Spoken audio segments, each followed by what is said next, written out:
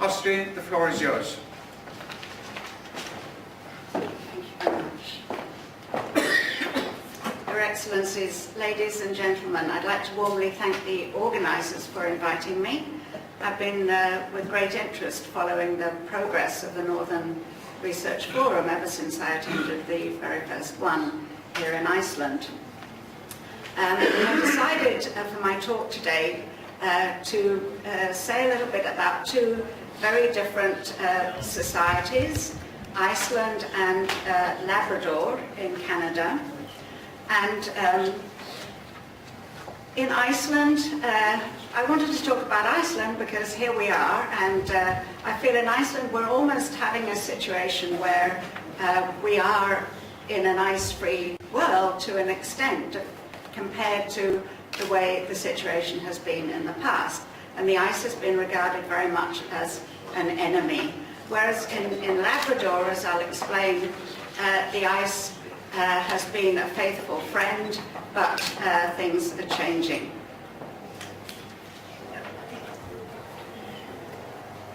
So perhaps we don't need to spend too much time on this slide. We all know this, but just to remind ourselves how important sea ice is. So a little map here. Just to note a couple of things. Here is Iceland. Here is the East Greenland Current.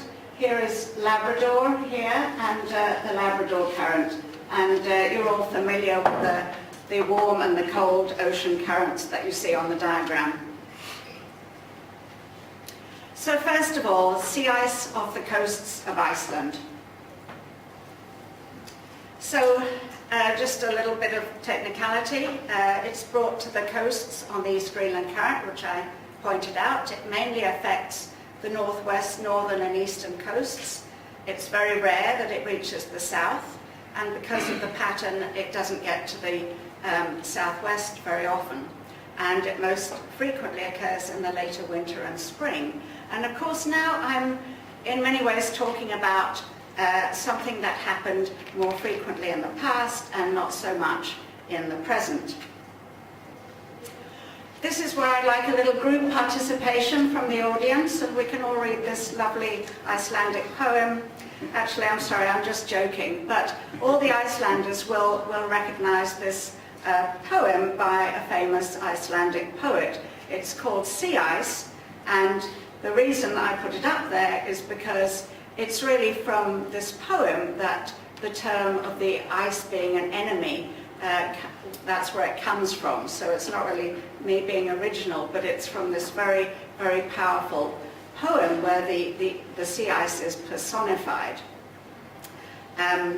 Because the coming of the ice to the coasts has been a terrible, terrible thing for Iceland in the past. You may be aware that in the past the economy of Iceland was based not so much on fishing, but on livestock economy, and there were really no crops grown except grass. And the grass was so important because you had to have enough to feed the livestock over the winter, the sheep and the cattle. And when the ice came to the shores, it acted as a heat sink, lowering temperatures on land and having negative consequences for the grass growth. And of course it also had a negative impact on marine life and the marine situation. It meant that trading vessels couldn't land very easily and people couldn't go out fishing. There were a few benefits. Sometimes marine mammals accompanied the ice and they could be a useful additional food source, and driftwood. We won't dwell too much on this quotation, but I just wanted to show you an example of a historical account. I work a lot with documentary evidence, records written by people about how they perceived the climate, and in this case the sea ice. And I think you can, I don't need to read it out, you can look at it yourselves. But you can see the way the author describes the very, very difficult situation. And then he also mentions that there were a couple of whales caught and that this helped at a time when there wasn't much food around. And because we're in Iceland, and I can't resist, and because it's important to emphasize the fact that Iceland has had such a wonderful literary and historical tradition, and that's why we are able to reconstruct the past climate of Iceland and the past sea ice record, is that we do have these wonderful historical records. And of course, knowing a little bit about the thinking about the present and the future. So taking some of those records, many different records from different parts of Iceland, it's been possible to put together a sea ice record. I'm not the first person to have done this, but this is an attempt that I've made to give us a little bit of an idea about what's been happening in the past. So I think this is a rather interesting period here in the mid-1600s, when we actually didn't have very much sea ice, and we seem to have had fairly mild temperatures. Things are looking fairly grim here, and by about 1900, older people around that time were saying, well, and a little bit into the 20th century, they were saying, well, the worst is over. And in many ways it was, from Iceland's perspective. And then, of course,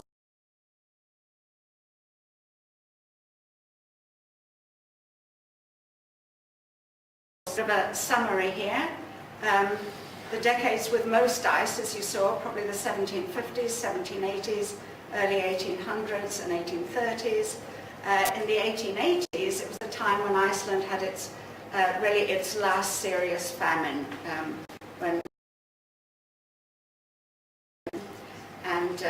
to Canada and the United States, and then, of course, in recent times, for the most part, not so much ice.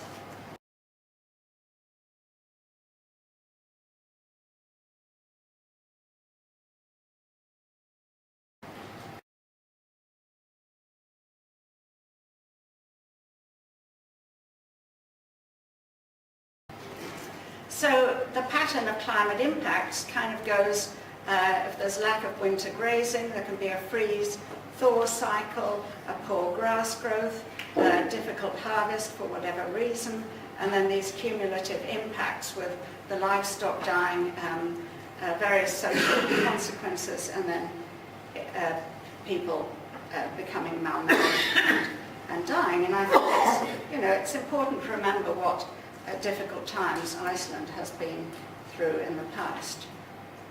So definitely an enemy. And now moving on to my other area, which is again a little bit of a different situation. And here I'm thinking more about what's going on in the present day rather than in the past. So as we saw from that diagram, and we'll see it again in a minute, the coast of Newfoundland and Labrador are affected by the East Greenland current, and you can read the rest there, so we better get on. So just to remind us, this is the area I'm going to be looking at, and I'll show you a more detailed map of that area in a minute, coast of Labrador. So the population of Labrador, it's about 30,000 in total. About 30% of the people are Aboriginal, including Inuit, Innu, Métis, and the Mi'kmaq people. And recently, the Inuit self-governing region of Nunatsiavut was established. Having spent some time in Labrador and Nunatsiavut, I find that in many of the communities, the people are just a wonderful mixture of Inuit, Norwegian, Irish, and Scottish. And so it's a little bit complicated. It's a bit hard to say who is who, but for the most part, they're in many ways, they're relatively happy communities, or some of them are, but there are also tremendous problems, more of which in just a minute. So the areas where I'm working are Nain and Hopedale and Maccoby, and near to Happy Valley Goose Bay, and I'd also like to just draw your attention to Davis Inlet there. We heard this morning about the dark chapter in Canadian history in the 1940s and 1950s, where a lot of changes were forced upon the native populations. And obviously I don't have time to say very much about that, but if a picture is worth 1,000 words, then I'm showing you this picture of the deserted community of Davis Inlet.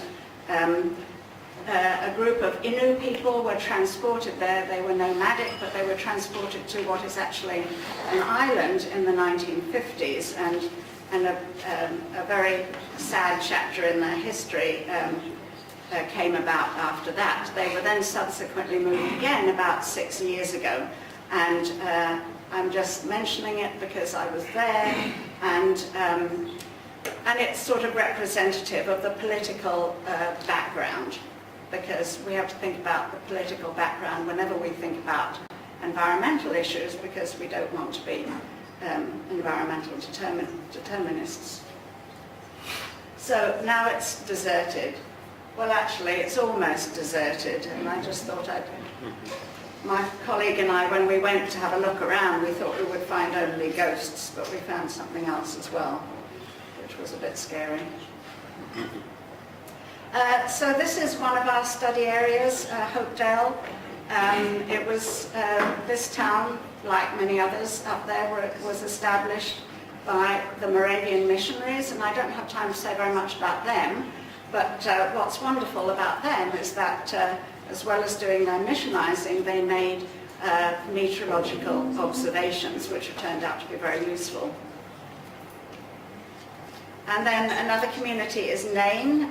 This was one of the first communities that the Moravians established, and they made a bit of a mistake because they came there in the summer and they found Inuit there, but of course the Inuit would normally go away in the winter, but they didn't really realize that.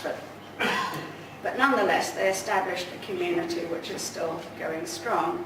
And the other community we're looking at is called Makovik. I find this very interesting because it was actually established by a Norwegian settler, and he went on to marry a lady who was half Inuit and half Scottish, and they had many children, and the last name was Anderson, and now about 50% of the people in the town have the last name of Anderson. But this is a really very happy community, Makovik. We're also looking at an area called Mud Lake near Goose Bay, and there are only 60 inhabitants, but it's an incredible place, and it's of interest for two reasons. One is that, slightly off the topic of sea ice, this is river ice, but every year the way people get from the island to Goose Bay is by crossing on the ice. And every winter, a group of men will go across trying to establish a safe passage. And this is of interest to me because it's becoming more and more difficult. And this is a nice record that a local lady showed to me, the dates of the breakup and the freeze up of the ice, the river ice in that area. So I'm trying to use a combination of historical data, different kinds of proxy data, and ethnographic data to document the climate of the recent past. I mentioned the Moravian missionaries. That's a paper if anyone's interested. And then the other thing I've been doing is interviewing local people. And I love this thing that one person said. She said, well, the weather is quite scandalous. And so there is this feeling that the ice used to be their friend, but now the comments people make are like, as you can see, we can't trust the ice anymore, we can't travel around our communities anymore, we can't make snow houses anymore, we have noticed a great change, and last winter in particular was the latest freeze-up that they've ever been aware of. Very much the same sort of opinion. So just to show you a diagram of variations in the Newfoundland, which is effectively the same as the Labrador ice extent. And I guess the thing to notice is, you know, the diminishing ice in recent times.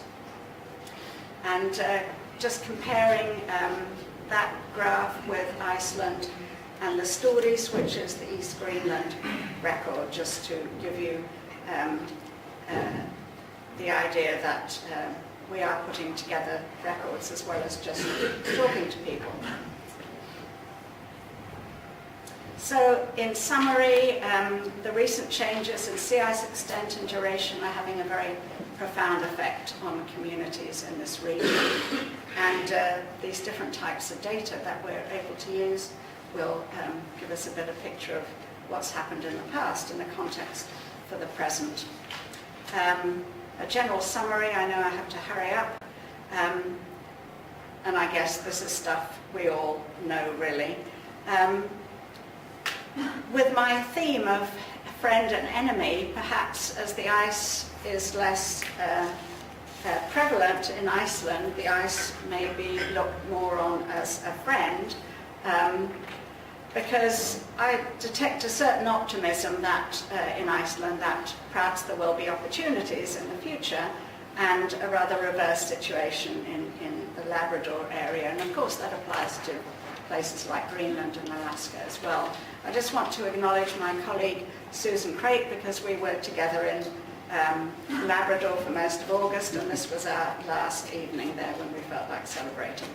And other than that, tak fyrir me, and that's it.